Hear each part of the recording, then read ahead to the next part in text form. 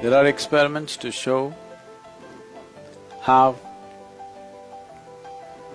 water does not respond the same way to every person who approaches it. Over 72% of your very physical body is water. If the water doesn't behave well with you, you are done. Your physical life is going to be a horror story in so many ways. Why wouldn't water respond well to you?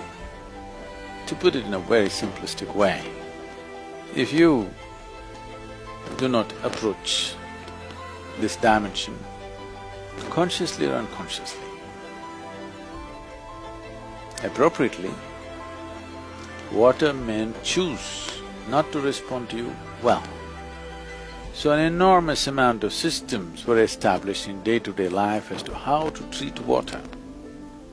Largely lost, but still a bit traditionally, people were conscious of certain things, and those who are little orthodox, even without knowing why they're doing it, many of them are doing the right things. If you walk into a traditional South Indian home, even today, the water is kept in a certain way. It has to be in a metal pot, preferably copper or brass or some alloy of copper.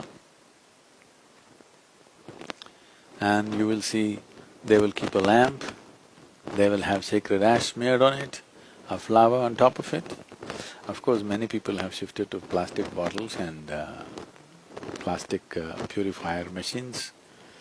Otherwise, in the night, with a little tamarind and turmeric, the vessel is washed, not with soap, and then water is filled up and they put a flower on it, they light a lamp in the night and go to bed, and next day morning they will drink from that.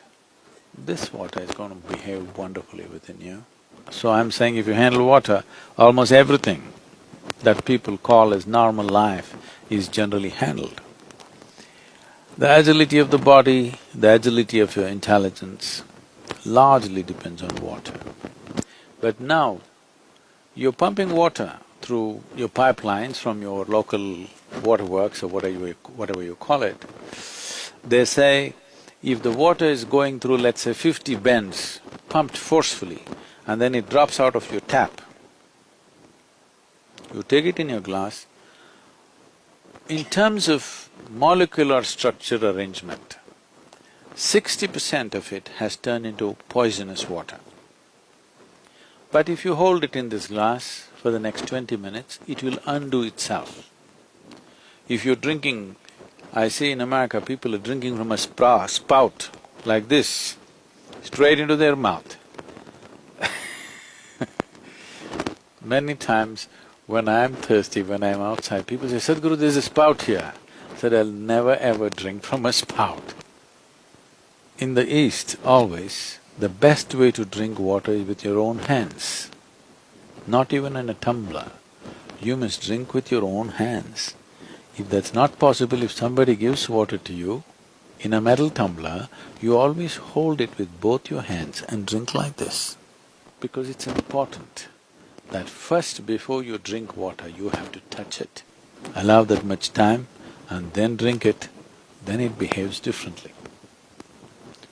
And this may sound like what to say, some mumbo-jumbo story. Well, some people come to senses only after suffering comes. Why some? Most people. After things go bad, well, you could have told me, I would have loved water. In terms of one's spiritual growth, also water is very important. With what kind of memory, with what kind of attitude are we taking the water? I'm talking about the memory and attitude of the water. To create that, you have a responsibility, how to create that. Your attitude towards the entire thing, not seeing it as a commodity. Water is bigger than your mother, yes or no? Water is bigger than your God, yes or no? If you say no, I'm going to deprive you of water for next 24 hours, in 24 hours' time you'll agree with me.